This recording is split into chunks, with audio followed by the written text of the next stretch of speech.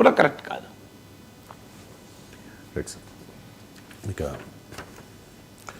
So రీసెంట్గా కేంద్రం విశాఖ ఉక్కు పరిశ్రమకు 11,440 కోట్లు ప్యాకేజీ ఇచ్చింది సార్. సో అంతా కూడా స్వాగతించారు. కానీ ఆ రోజు డిస్కషన్లో మీరు చెప్పారు దానికి ఉన్న సొల్యూషన్ ఒకటి క్యాప్టివ్ మైన్స్ ఇవ్వాలి, 2 సైడ్లో విలీనం చేయాలి అని చెప్పి. అలాంటప్పుడు ఖచ్చితంగా విశాఖ ఉక్కు పరిశ్రమకు ఊపిరి అందినట్టే అని చెప్పి. కానీ శ్రీనివాస్ వర్మ ఒక కామెంట్ చేశారు సార్, విశాఖ ఉక్కు ప్రైవేటీకరణ జరగదు అని చెబుతూనే సెయిల్ ఏనాడు కూడా విశాఖ ఉక్కు పరిశ్రమను తనలో విలీనం చేసుకోవడానికి శైలిలో విలీనం చేసుకోవడానికి ఒప్పుకోలేదు అని చెప్పేసి ఆయన అన్న మాట చెప్తాను నేను. విశాఖ ఉక్కును విలీనం చేసుకోవడానికి సెయిల్ అంగీకరించింది అనేది అవాస్తవం. విలీనం విషయంలో వారు ఏనాడు ఒప్పుకోలేదు. పెద్ద ఎత్తున నష్టాల్లో ఉన్న కంపెనీని విలీనం చేసుకోలేమని స్పష్టం చేసింది అని చెప్పేసి సెయిల్ ఇటువంటి కామెంట్ చేసింది. ఎవరు చెప్పారు? సేల్ ఎవరైనా సేల్ ఎండి ఎక్కడ స్టేట్మెంట్ ఇచ్చాడా? స్టేట్మెంట్ అఫీషియల్గా నేను చైర్మన్ ఎక్కడ స్టేట్మెంట్ ఇచ్చాడా? ఒకటి సేల్ ఎవరు? అదే ప్రైవేట్ రంగ సంస్థనా? ప్రభుత్వ రంగ సంస్థ. మరి ప్రభుత్వం ఆదేశాల మేరకు యాక్సెప్ట్ చేస్తే తప్ప సేల్ ఇండిపెండెంట్గా డిసిషన్ తీసుకుంటారా? ఒకవేళ steel authority of India limited board కనుక డిసిషన్ తీసుకుంటే can government of India not over rule it? భారత ప్రభుత్వానికి అధికారం ఉండదా? సో మరి భారత ప్రభుత్వ రంగ సంస్థ కదా. అందువల్ల మొదలు సేల్ చైర్మన్ ఎక్కడ అఫీషియల్గా వైజాగ్ స్టీల్ ప్లాంట్ మాకు వద్దు, అది నష్టాల్లో ఉంది, మేము దాన్ని తీసుకోమని అనలేదు ఎక్కడ. 2, భారత ప్రభుత్వం స్టీల్ అథారిటీ ఆఫ్ ఇండియాలో విలీనం చేయమని ఎక్కడా ప్రపోజల్ పెట్టలేదు. ప్రపోజలే పెట్టండి రిజెక్ట్ ఎక్కడ అవుతుంది? పెళ్ళే కానీ డైవర్స్ ఉంటుందా? నీకు ప్రపోజల్ ఎక్కడ పెట్టింది నాకు చెప్పండి. ఏ ప్రభుత్వం ఏ లేఖ రాసింది? స్టీల్ అండ్ మైన్స్ సెక్రటరీ ఏమైనా స్టీల్ చైర్మన్కి లేఖ రాశాడా? చూపెట్టండి. 2వది.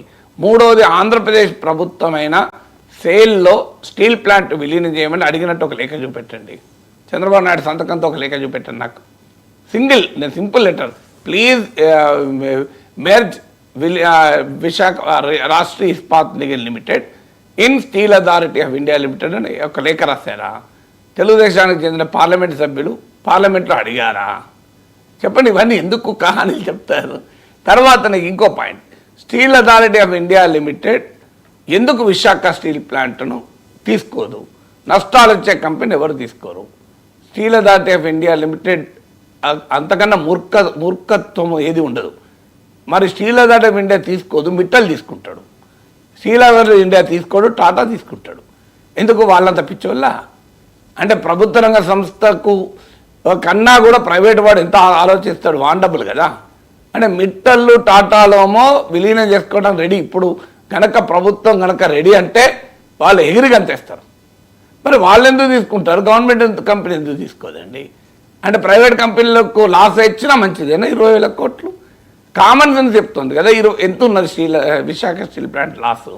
22,000 కోట్లు ఉంది. 22,000 crores ఇంక్లూడింగ్ పిఎఫ్లు 600 కోట్లు, కార్మికుల పిఎఫ్లు 400 కోట్లు, మీకు ఈ డ్యూస్ ఉన్నాయి, సాలరీ డ్యూస్, అలాగే 6,000 కోట్ల రూపాయలు ఏమో రా మెటీరియల్ డ్యూస్ ఉన్నాయి. అన్నీ కలిపిన బ్యాంక్ అప్పులు 12,000 కోట్లే ఉన్నట్టు. మొత్తం కలిపిన 22,000 కోట్లు అండి అన్నీ. ఇది విశాఖ స్టీల్ ప్లాంట్కు ఉన్న ఆస్తుల విలువ ఎంత? 2 లక్షల కోట్లు. 2 లక్షల కోట్ల ఆస్తులు తీసుకొని 22,000 కోట్ల అప్పులు కట్టమంటే ఎవడన్నా కట్టడానికి చెప్పండి. శ్రీనివాసరావు గారు చాలా నాలెడ్జబుల్ పర్సన్, హైలీ ఎడ్యుకేటెడ్. ఆయన సాఫ్ట్వేర్ రంగంలో పెద్ద పని చేసి ఇక్కడికి వచ్చాడు. So I have great regard for him. So is ready for a debate. Any TV ఛానల్లో is ready for a debate with due regard and respect. ఎందుకంటే ఆయన నా గుర్తు ఆయన మన మెడికల్ సాఫ్ట్వేర్ ఏదో డెవలప్ చేశాడు. మా ఇంట్లో కూడా చాలామంది పిల్లలు అమెరికాలో చదువుకున్న డాక్టర్లు ఆయన సాఫ్ట్వేరే ఉపయోగించారు. Is a very knowledgeable man. I have great regard from him. కానీ నేను అడుగుతున్న ప్రశ్న ఏంటంటే, మీరు సింపుల్ క్వశ్చన్ అడుగుతున్నాను నేను. మీరు శ్రీనివాస వర్మ గారు, పెమ్మసాని చంద్రశేఖర్ ఈ ఐటీ కంపెనీ నడిపిన తను, మిస్టేక్. శ్రీనివాస వర్మ గారికి ఒక సూటి ప్రశ్న ఏంటంటే, మీరు డిబేట్కు వస్తారా?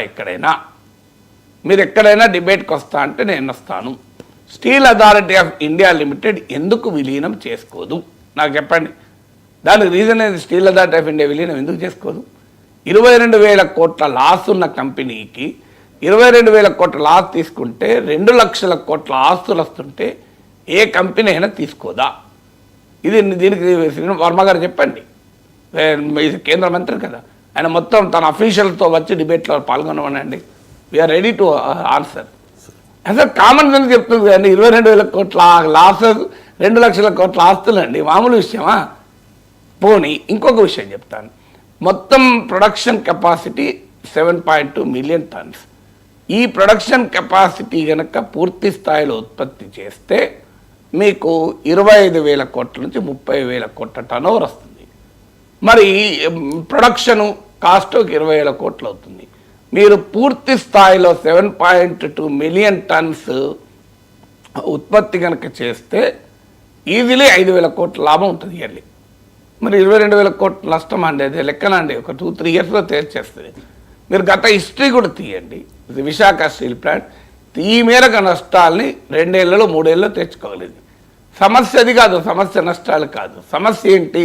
రా మెటీరియల్ అందుబాటులో లేదు. రా మెటీరియల్లో లెవెల్ ప్లేయింగ్ ఫీల్డ్ లేదు. ఇవాళ 6,000 రూపాయలు నుంచి 8,000 రూపాయలు పెట్టి టన్ను ఇనుప ఖనిజాన్ని విశాఖ స్టీల్ ప్లాంట్ కొంటోంది.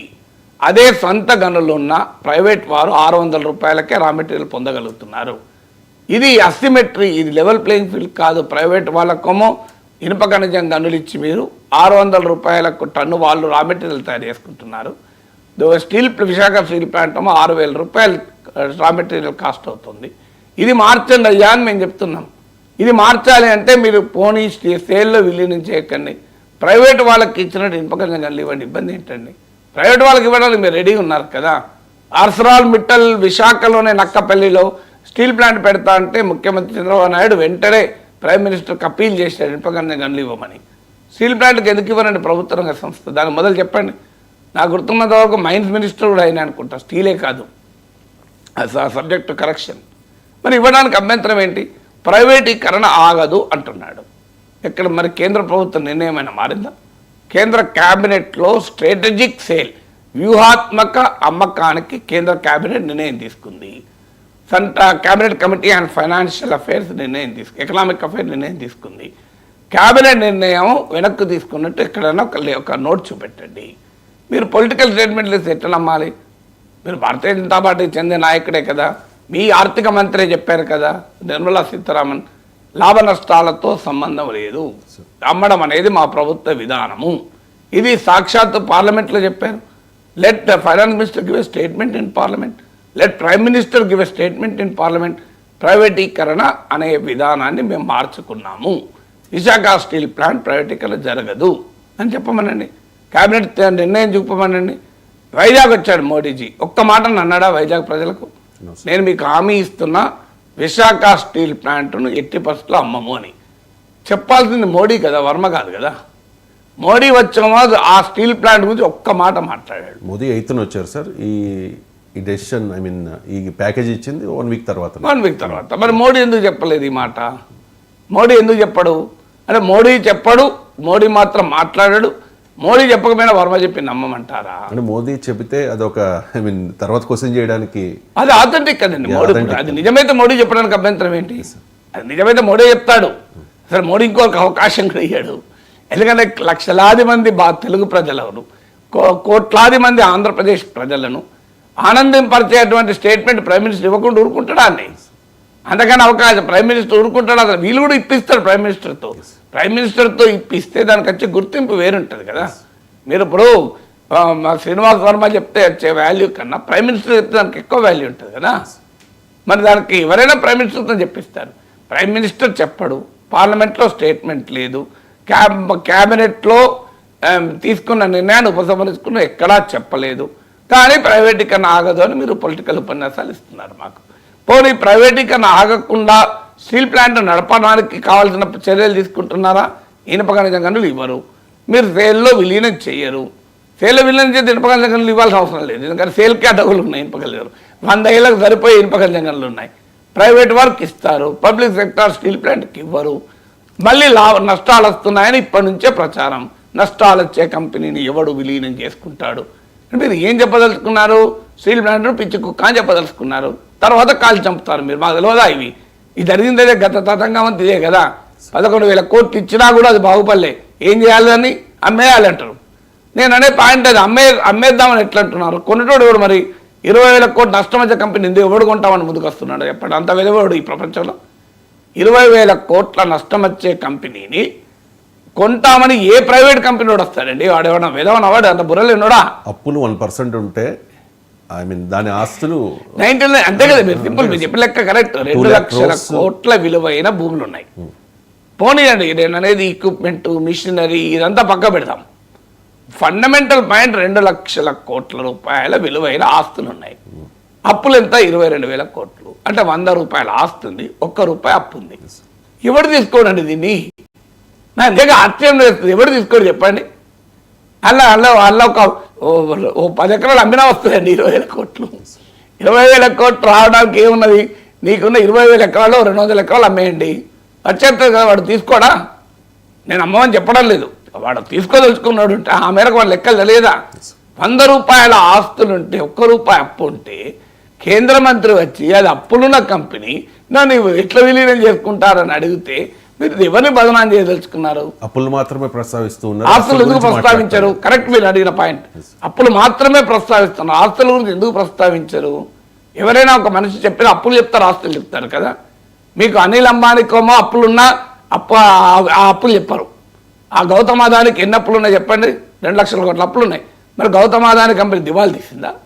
ముఖేష్ అంబానీ కంటే ఇప్పటికీ రిలయన్స్ కంపెనీకి అప్పులు లేవా? నాకు చెప్పండి, గౌతమ్ అదానికి అప్పులు ఎన్ని ఉన్నాయి? మీరు గూగుల్లో కొట్టండి total det of Adani industries అని, మీకు వస్తుంది. ఒక దశలో అదానీ కంపెనీ ఆస్తుల కన్నా అప్పులు ఎక్కువ ఉన్నాయి అనే విమర్శ కూడా వచ్చింది కదా. మరి గౌతమ్ అదానీ కంపెనీకి అప్పులు ఉంటేనేమో అభ్యంతరం లేదు. పెద్ద కూడా మీకు అనిల్ అంబానీ కంపెనీకి అప్పులుంటే దాన్ని మినాయించుతారు కూడా. మీరు వోడాఫోన్కి అప్పులుంటే ప్రభుత్వం ఇచ్చిన అప్పులు బ్యాంకులో ఇస్తే దాన్ని ప్రభుత్వం ఈక్విటీగా మార్చుకుంటుంది ప్రైవేట్ కంపెనీలకు, నష్టం వచ్చే ప్రైవేట్ కంపెనీకి. నేను అడుగుతున్నది ఏంటంటే, అయ్యా నా 20,000 కోట్ల నష్టం ఉన్న స్టీల్ ప్లాంట్ను సేల్ విలీనం చేసుకుని ఉన్నది, మరి వోడాఫోన్లో ఉన్న అప్పులను మీరు ఎందుకు ఆస్తులుగా వాటాలుగా మార్చింది చెప్పండి? మీరు కూడా లాస్ట్ టైం ఇప్పుడు కూడా మీరు గూగుల్ ఒకటి చూపెట్టారు కదా, government converts debt into equity in Vodafone అని. మరి అక్కడ ఎందుకు చేసుకున్నారు? వోడాఫోన్ పైన ఎందుకంత ప్రేమ మీకు? ఒక ప్రైవేట్ కంపెనీకి ఇచ్చిన అప్పులేమో మీరు వాటాలుగా మార్చుకోవడానికి అభ్యంతరం లేదు. ఒక ప్రభుత్వ రంగ ప్లాంట్కి ఇచ్చిన అప్పులేమో మీరు దాని అప్పులు అని చూపెట్టి స్టీల్ ప్లాంట్ బదనాం ఎందుకు చేస్తారండి? స్టీల్ ప్లాంట్ తెలుగు ప్రజల గౌరవానికి ప్రతీక. దాన్ని అవమానించకండి. గుజరాత్ వాళ్ళు అవమానించారంటే మేము ఓకే అర్థం చేసుకోగలం.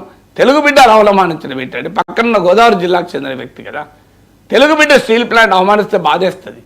మీ రాజకీయ అవసరాల కొరకు, మీ రాజకీయ ప్రయోజనాల కొరకు, మా తెలుగు ప్రజల గౌరవ ప్రతిష్టకు ఒక ప్రతీకగా ఉన్న ఆంధ్రప్రదేశ్ ప్రజలకు తలమానికమైన విశాఖ స్టీల్ ప్లాంట్ అన్యాయంగా ప్రతిష్ట పాలు చేయకండి. నిజమా ఇది చెప్పండి, ఫ్యాక్ట్సా? Are you ready for any debate? With all due regard అడుగుతున్న మంత్రి గారి పట్ల సంపూర్ణ గౌరవంతో, ఎందుకంటే చాలా నిబద్ధత కలిగిన మంత్రి, సైద్ధాంతిక నిబద్ధత కలిగిన మంత్రి, ఏదో పదవుల కొరకు పార్టీలో చేరినవాడు కాదు. అందుకే I have great regard for him Varma గారు, ఎందుకంటే ఆయన ఒరిజినల్ ఆర్ఎస్ఎస్ నేపథ్యం ఉన్న వ్యక్తి కనుక I have regard for him. ఎందుకంటే వాళ్ళు ఎప్పుడు సైద్ధాంతిక నిబద్ధతతో పార్టీలో పనిచేస్తారు తప్ప పదవుల కొరకు పనిచేయలే, పదవుల కొరకు రాలే. మీరు డిబేట్కు రెడీనా అని అడుగుతున్నాను. మీరు ఎక్కడ చర్చిద్దాం? మీరు చెప్పేది నిజమా? స్టీల్ ప్లాంట్ పైన మీరు వేస్తున్న రాళ్ళు నిజమా చెప్పండి. అసలు ఇది ఒక పెద్ద నెగటివ్ బిల్లు చెప్తాను. స్టీల్ ప్లాంట్ అనేది ఒక భయంకరమైన నష్టాల ఉబిలో ఉంది, అది ఏది కోలుకోదు, అదో ప్రభుత్వానికి ఒక భారము అని ఒక అబద్ధాలు చెప్తున్నానండి. ఇవాళ స్టీల్ ప్లాంట్ అమ్మకాన్ని పెట్టండి, రెడీ ఉంటారు కొనటానికి, క్యూ కొడతారు చూడండి పారిశ్రామికవేత్తలు. వాళ్ళంతా అమాయకులా, లాభం లేకుండా కొంటారా? మీకు ఇంకొకటి కూడా చెప్తున్నాను, స్టీల్ ప్లాంట్ మార్కెట్లో 50,000 రూపాయలు ఇతర కంపెనీల స్టీల్ ఉత్పత్తుల ధర ఉంటే దీనికి 54,000 ఉంటుందండి. 10% ఎక్కువ ఉంటుందండి. 7,000 కోట్ల రూపాయలు అడ్వాన్స్లు ఇచ్చారు స్టీల్ మీరు సప్లై చేయండి అని. నాకు చూపెట్టండి ఏ ప్రైవేట్ కంపెనీకి కస్టమర్లు 1,000 కోట్ల రూపాయలు అడ్వాన్స్ ఇచ్చి తమ ప్రొడక్ట్స్ కొరకు వెయిట్ చేస్తున్న ఒక్క ప్రైవేట్ కంపెనీ చూపెట్టండి. ఎందుకు మాట్లాడతారండి? అందువల్ల స్టీల్ ప్లాంట్ అన్యాయం చేయకండి, బదనాం చేయకండి. మీరు ఒకవైపు ప్యాకేజ్ ఇచ్చి ఉద్ధరిస్తామని చెప్తూ మరోవైపు అది నష్టాలు వచ్చేదాన్ని సేలోడు ఎందుకు విలీనం చేసుకుంటాడు? సేలోడు విలీనం చేసుకుంటే సేలోడు అంత మూర్ఖుడు ఇంకోటి కాదు. సేల్కి చెప్పలేరా చైర్మన్కు? ఏమైనా నీకు బుర్ర ఉందా? 2 లక్షల కోట్ల ఆస్తి నీకు వస్తుంది, నువ్వు ఇచ్చేది నీకు ఎంత 20,000 కోట్లే కదా అప్పులు. బట్ సేల్కి ఏమైనా అప్పులు కట్టలేని కెపాసిటీ ఉందా? ఇది వెరీ బిగ్ కంపెనీ. సో ఇది massive company. Production 7.2 7.2 million ton production add అవుతుంది. ఇప్పుడు సేల్ విస్తరించాలనుకుంటుంది. వికసిత భారత్లో భాగంగా 30 million tons production, steel production పెంచాలని ఆలోచిస్తున్నాం. మరి బ్రహ్మాండం కదండి ఇది. నీకు ఆల్రెడీ ఎదిగొచ్చిన కొడుకు కలిసి వస్తున్నాడు కదా. నీకు కొత్తగా ప్లాంట్ పెట్టి ప్రొడక్షన్ చేయడం కన్నా ఆల్రెడీ ప్రొడక్షన్ చేస్తున్న కంపెనీ రెడీగా ఉంది కదా, తీసుకోవచ్చు కదా. అందువల్ల ఇలాంటి అబద్ధాలు చెప్పి నేను డే 1 చెప్పాను, ఈ ప్యాకేజ్ అసలు ఉద్దేశం స్టీల్ ప్లాంట్ను బాగు చేయడానికి కాదు. అసలు ఉద్దేశం ఏంటంటే ఇన్ని వేల కోట్లు ఇచ్చినా స్టీల్ ప్లాంట్ కోలుకోదు, ఇది నడవదు, ఇది బాగుపడదు, ఇది ప్రభుత్వానికి భారము అని ముద్ర వేసి ప్రైవేట్ వాళ్ళ కారు చౌకగా అమ్మే ఒక కుట్రలో భాగం ఇది. అందుకే నేను దేవన్ని చెప్తాను. ఇప్పుడు మీకు బయటపడుతుంది కదా, స్టార్ట్ అయింది కదా. మీరు ఒకవైపు 11,000 కోట్లు ఇచ్చారు, బాగు చేస్తామంటున్నారు, బ్రహ్మాండంగా నడిపిస్తామంటున్నారు, లాభాల్లో నడిపిస్తాం, మేము ఫుల్ ప్రొడక్షన్ చేస్తాం అంటారు. మొదలుపెట్టారు స్తోత్రం, ఇక ఆశీర్వచనం మొదలుపెట్టారు. 20,000 కోట్ల నష్టం ఉన్న కంపెనీ ఎవడు కొంటాడు? ఆ సేలోడు ఎందుకు తీసుకుంటాడు అంటూ ఇక మొదలుపెట్టారు. లాస్ట్కి ఎక్కడికి పోతుంది ఇది ఒక భారం, దీన్ని అమ్మిపడేయండి కారు చౌక. ఎందుకంటే అదాని ఉంటాడు రెడీగా, మిట్టల్ రెడీగా ఉంటాడు. మనోడు ఏమున్నది, మన క్రోని 2 లక్షల కోట్ల ఆస్తుల్ని 20,000 కోట్లకు 10,000 కోట్లకు కారు చౌక కొనేసుకొని వెళ్ళిపోతాడు. కావాలని ఇక రాయితీలు ఇస్తారు. ఎయిర్ ఇండియాకి ఇవ్వలేదు, టాటాకు తక్కువ రాయితీలు ఇచ్చారా? చెల్లించింది 2,000 కోట్లు కూడా చెల్లించలేదు టాటా. కొన్ని వేల కోట్ల రూపాయల ఆస్తి ఎయిర్ ఇండియా దక్కింది. ఇప్పుడు దీన్ని కూడా అలాగే చేయబోతున్నారు. వ్యూహాత్మక భాగస్వామ్యం అంటే అదే. వ్యూహాత్మవాదం అంటే ప్రైవేట్ని తీసుకొచ్చి వాళ్ళకి అప్పచెప్పడం, కారు చౌకగా అప్పచెప్తారు. మీరు చూస్తుండండి. ప్రజలు కనుక చైతన్యవంతులై దీన్ని ఎదిరించకపోతే విశాఖ స్టీల్ ప్లాంట్ను ఎన్ని రకాలుగా బదనాం చేయాలో ప్రభుత్వంలో ఉన్నవారే బదనాం చేస్తారు, ప్రతిపక్షాలు కాదు. సాధారణంగా ప్రభుత్వం పైన ప్రతిపక్షాలు బదనాం చేస్తాయి, ఇక్కడేమో ప్రభుత్వ రంగం పైన ప్రభుత్వమే బదనాం చేస్తుంది. మీరు హిందుస్థాన్ ఏరోనాటిక్స్ లిమిటెడ్ ఇలాగే బదనాం చేసి అనిల్ అంబానీ, ఊరు పేరు లేని అనిల్ అంబానీకి రాఫెల్ కాంట్రాక్ట్ ఇవ్వలేదా? హెచ్ఏఎల్ పైన ఇలాగే బదనాం చేశారు. అది తేజస్సు, సికోయ్ లాంటి యుద్ధ విమానాలు తయారు చేసిన కంపెనీ అది. దాన్ని పట్టుకొని పనికిమాల కంపెనీ అని చెప్పి అనిల్ అంబానీ ఊరు పేరు లేని డిటర్జెంట్లు కూడా తయారు చేయలేనాడు. 50,000 కోట్ల అప్పులు చేసాడు తప్ప అనిల్ అంబానీ సక్సెస్ చేసిన ఒక్క కంపెనీ లేదు. ఆయన తీసుకెళ్ళి రాఫెల్ యుద్ధ విమానాల్లో డసాల్ట్తోని 20,000 కోట్ల రూపాయల కాంట్రాక్ట్ ఇప్పించారు. ఇది కాదా ఇది ఇప్పుడు రేపు జరగబోయేది ఇదే కదా. మీరు అందువల్ల స్టీల్ ప్లాంట్ పైన జరుగుతున్న ఈ దాడిని ఎట్టి పరిస్థితుల్లో తెలుగు ప్రజలు అంగీకరించకూడదు. ఇందులో మంత్రి నిమిత్త మాత్రుడు, జరుగుతున్న శక్తులు వేరు, దీని వెనకాలన్న పారిశ్రామిక దిగ్గజాలు వేరు, కారు చౌకగా విలువైన ప్రజల ఆస్తుల్ని కొట్టివేయాలని చూస్తున్న ఫోర్సెస్ వేరు. మంత్రి గారు పాపం అందులో నిమిత్త మాత్రుడు. ఆయన వ్యక్తిగతంగా నేను అనడం లేదు. It's a conspiracy to kill Visakha steel plant. ఈ కాన్స్పిరసీని ఖచ్చితంగా తెలుగు ప్రజలు వ్యతిరేకించాలి.